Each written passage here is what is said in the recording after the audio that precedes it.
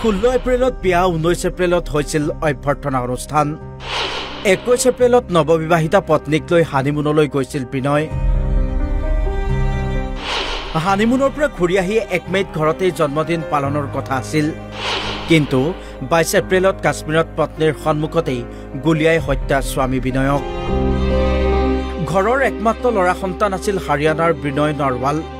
BTech উত্তীৰ্ণৰ পিছত 2 বছৰ পূৰ্বে ভাৰতীয় নৌসেনাত চাকৰি লাভ কৰিছিল বিনয়ে 16 এপ্ৰিলত গুৰুগ্ৰামৰ হিমাংশীৰ সৈতে বিবাহপাশত আবদ্ধ হয় লেফটেনেণ্ট বিনয় নৰৱাল বিয়াৰ পিছত হানিমুন উদযাপনৰ বাবে ছুইজাৰলেণ্ডলৈ যোৱাৰ কথা আছিল কিন্তু ভিসা নোপোৱাৰ বাবে নৱবিবাহিতা পত্নীক লৈ জম্মু কাশ্মীৰলৈ যায় 21 এপ্ৰিলত জম্মু কাশ্মীৰলৈ যোৱা স্বামী নৰৱাল আৰু পত্নী হিমাংশী 22 এপ্ৰিলত দ্বিতীয় ছুইজাৰলেণ্ড খ্যাত পহলগামৰ বৈচাৰণ উপত্যকাত উপস্থিত হয় এইখন ফিল্ডতে বহি বৈচাৰণ উপত্যকাৰ প্ৰাকৃতিক সৌন্দৰ্য উপভোগ কৰি আছিল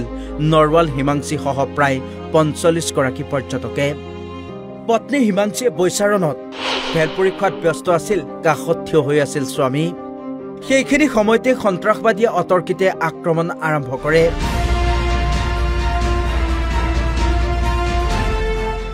সন্ত্ৰাসবাদীৰ গুলীত পত্নীৰ সন্মুখতেই প্ৰাণ যায় স্বামী বিনয়ৰ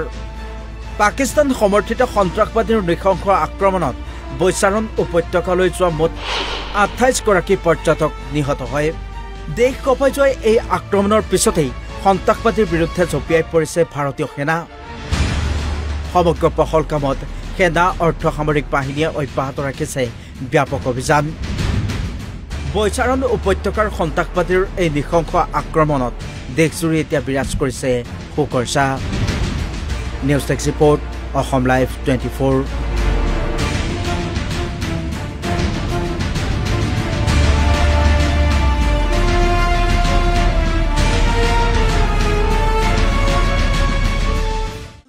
16 এপ্ৰিলত বিয়া 19 এপ্ৰিলত হৈছিল অভ্যৰ্থনা অনুষ্ঠান 21 এপ্ৰিলত নৱবিবাহিতা পত্নীক লৈ হানিমুনলৈ গৈছিল বিনয় হানিমুনৰ পৰা ঘূৰি আহি 1 মে'ত ঘৰতেই জন্মদিন পালনৰ কথা আছিল কিন্তু 22 এপ্ৰিলত কাশ্মীৰত পত্নীৰ সন্মুখতেই গুলিয়াই হত্যা স্বামী বিনয়ক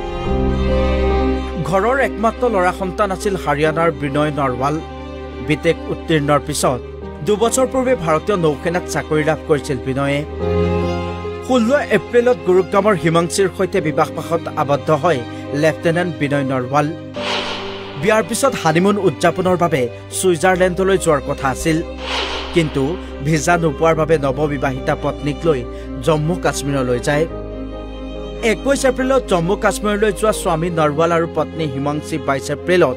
দ্বিতীয় ছুইজাৰলেণ্ড খ্যাত পহলগামৰ বৈচাৰণ উপত্যকাত উপস্থিত হয় এইখন ফিল্ডতে বহি বৈচাৰণ উপত্যকাৰ প্ৰাকৃতিক সৌন্দৰ্য উপভোগ কৰি আছিল নৰৱাল হিমাংশী সহ প্ৰায় 45 গৰাকী পৰ্যটকে পত্নী হিমাংশীয়ে বৈচাৰণত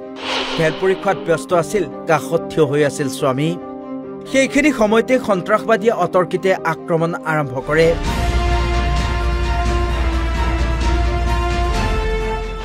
সন্ত্ৰাসবাদীৰ গুলীত পত্নীৰ সন্মুখতেই প্ৰাণ যায় স্বামী বিনয়ৰ পাকিস্তান সমৰ্থিত সন্ত্ৰাসবাদীৰ নৃশংস আক্ৰমণত বৈচাৰণ উপত্যকালৈ যোৱা মুঠ 28 গৰাকী পৰ্যটক নিহত হয় দেশ কঁপাই যোৱা এই আক্ৰমণৰ পিছতেই সন্ত্ৰাসবাদীৰ বিৰুদ্ধে জঁপিয়াই পৰিছে ভাৰতীয় সেনা সমগ্ৰ পহলগামত সেনা অৰ্ধসামৰিক বাহিনীয়ে অব্যাহত ৰাখিছে ব্যাপক অভিযান বৈচাৰণ উপত্যকাৰ সন্ত্ৰাসবাদীৰ এই নৃশংস আক্ৰমণত দেশজুৰি এতিয়া বিৰাজ কৰিছে শোকৰ ছাঁ news text report Assam live 24